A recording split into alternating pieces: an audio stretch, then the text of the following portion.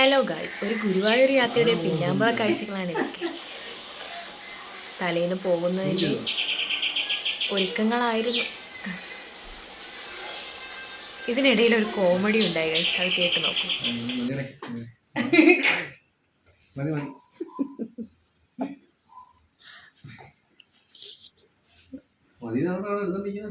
എടി മതി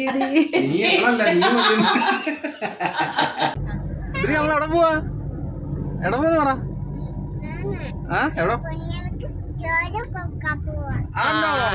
പോന്നെ? എവിടെ പോന്നെ? എന്തോ?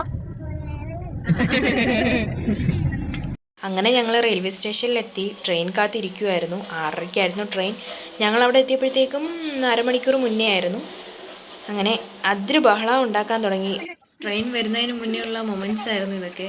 യാത്രയെ പറ്റി എന്താണ് താങ്കൾക്ക് പറയാനുള്ളത്? താങ്കളുടെ അഭിപ്രായങ്ങൾ, വിലപിടിപ്പുള്ള അഭിപ്രായങ്ങൾ. അതിരികെ എവിടെ പോവാണ്?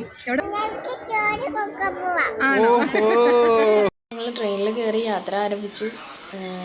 മോൻ നല്ല ഉറക്കത്തിലായിരുന്നു. അവൻ ചേട്ടൻ്റെ കാലിൽ നല്ല സീറ്റിംഗ് ആയിട്ട് കിടക്കുമായിരുന്നു. പിന്നീട് ഞങ്ങൾ ട്രെയിനിലിരുന്നുകൊണ്ട് കുറച്ച് സെൽഫി കാര്യങ്ങളൊക്കെ എടുത്ത് നോക്കുമായിരുന്നു. ഈ യാത്രയിൽ ഏറ്റവും കൂടുതൽ ഉറക്കം കുറവ്. ഞങ്ങളിങ്ങനെ സംസാരിച്ചും പറഞ്ഞും വീഡിയോസ് എടുത്തും ഇങ്ങനെ സമയം കളഞ്ഞുകൊണ്ടേയിരുന്നു. അങ്ങനെ ഞങ്ങൾ വെളുപ്പിനെ 3 മണിയോടുകൂടി റൂമിലെത്തി. അപ്പോൾ ഭയങ്കര ടയർഡായതുകൊണ്ട് രാവിലെ ആയത് അറിഞ്ഞില്ല. ആകെ 3 മണിക്കൂറാണ് ഉറങ്ങിയത്. അങ്ങനെ രാവിലെ എണീറ്റ് എല്ലാവരും ഫ്രഷായി നേരെ ഞങ്ങൾ റെസ്റ്റോറൻറ്റിലേക്ക് വന്നു. ഹോട്ടലിൻ്റെ തൊട്ടടുത്തുള്ള റെസ്റ്റോറൻറ്റിൽ തന്നെയായിരുന്നു. അത്യാവശ്യം നല്ല ഫുഡായിരുന്നു അവിടുന്ന് കിട്ടിയത്. നല്ല സർവീസായിരുന്നു. അപ്പം നമ്മുടെ ഹോട്ടലിൻ്റെ പേര് വന്നിട്ട് അമ്പാടിയാണ്. അപ്പം അതിന് തൊട്ടടുത്തുള്ള നല്ലൊരു റെസ്റ്റോറൻറ്റാണ്. അപ്പോൾ നിങ്ങളിവിടെ വരുമ്പോൾ ചൂസ് ചെയ്യും. ഗുരുവായൂർ അമ്പലനടയിൽ ഫോൺ അലൗഡ് അല്ല എന്ന് എല്ലാവർക്കും അറിയാമല്ലോ. നമുക്ക് ഫോട്ടോസൊക്കെ എടുക്കണമെന്നുണ്ടെങ്കിൽ നമ്മൾ ചെന്ന് കയറുമ്പോഴത്തേനും ഫസ്റ്റ് കൗണ്ടറിൽ നിന്ന് നമ്മൾ റെസിപ്റ്റ് എടുത്തിട്ടാണ് കൊച്ചിന് ചോറ് കൊടുക്കാൻ കൊണ്ടുപോകുന്നത്. അപ്പോൾ ആ കൗണ്ടറിൽ തന്നെ നമ്മൾ ക്യാമറയ്ക്കുള്ള ഒരു റെസിപ്റ്റും കൂടി എടുത്താൽ മതിയാവും. രണ്ടിനും 100 രൂപ വെച്ചാണ് വന്നിരുന്നത്. അങ്ങനെ ഞങ്ങൾ ക്യാമറയ്ക്കും കുഞ്ഞിന് ചോറൂണിനും 2 റെസിപ്റ്റ് എടുത്തു. അങ്ങനെ ഞങ്ങൾക്ക് 5-6 ഫോട്ടോ ഇട്ടു. ചോറൂണ് കഴിഞ്ഞ് മോനെ അവിടുത്തെ അമ്പലക്കുളത്തിൽ കാല് നനച്ചു. അത് നല്ലൊരു എക്സ്പീരിയൻസ് ആയിരുന്നു. ഞാനും നനച്ചായിരുന്നു. പിന്നീട് കുറച്ച് ഫോട്ടോസൊക്കെ എടുത്തു. വിവാഹം കഴിക്കാനുള്ള ഒരുക്കങ്ങളിലേക്ക് കടക്കാൻ പോവുകയായിരുന്നു. മോൻ കുറച്ച് നിർബന്ധത്തിലായിരുന്നു. വേറൊന്നും കൊണ്ടല്ല, കുഞ്ഞിന് ഫീഡ് ചെയ്തില്ലായിരുന്നു അത്രയും നേരം. അപ്പോൾ അതിൻ്റേതായ നിർബന്ധങ്ങൾ കുഞ്ഞ് കാണിക്കാൻ തുടങ്ങി. അപ്പോൾ അവനെ ഒന്ന് രസിപ്പിക്കാൻ വേണ്ടിയിട്ടാണ് അമ്പലത്തിൻ്റെ മുന്നിൽ ഈ ഒരു രീതിയിലൊക്കെ ഉള്ള ഫോട്ടോസൊക്കെ എടുക്കാൻ തന്നെ കാരണം ആ ഒരു കാര്യമായിരുന്നു. അങ്ങനെ മാലയിടാൻ വേണ്ടി തുളസിമാല പഠിക്കാൻ പോയപ്പോൾ തുളസിമാലയ്ക്ക് വരുന്ന റേറ്റ് 250 രൂപയാണ്.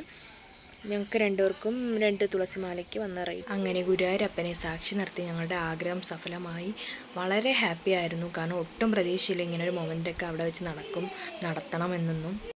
ഞങ്ങൾക്ക് അത്രയും ഹാപ്പിയുള്ള ആ മൊമെൻറ്റിൽ ഞങ്ങളുടെ മകനും കൂടെ ഉണ്ടാവുക എന്ന് പറയുന്നത് വല്ലാത്തൊരു എക്സ്പീരിയൻസ് ആയിരുന്നു.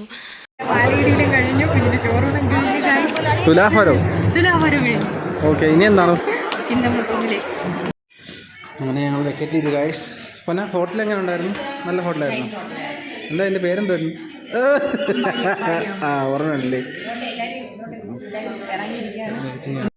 അങ്ങനെ നമ്മളെടുത്ത റൂമിൻ്റെ ഡീറ്റെയിൽസ് പറയുകയാണെങ്കിൽ, നമ്മളെടുത്ത റൂമിന് ഓൺലൈനിൽ 1300 രൂപയാണ് പെർ റൂമിന് കിടന്നിരുന്നത്. പക്ഷെ നമുക്ക് അവിടെ ചെന്നപ്പോഴത്തേക്ക് ഡയറക്റ്റ് ചെന്നപ്പോൾ പറഞ്ഞാൽ 1400 എന്നാണ്. എന്നാലും വെർത്തായിരുന്നു. അതുകൊണ്ട് നമ്മൾ ആ റൂമിന് ചൂസ് ചെയ്തു. അങ്ങനെ ഞങ്ങൾ 2 റൂമാണ് ഞങ്ങൾ എടുത്തത്. അങ്ങനെ മൊത്തം 2800 രൂപയായിരുന്നു.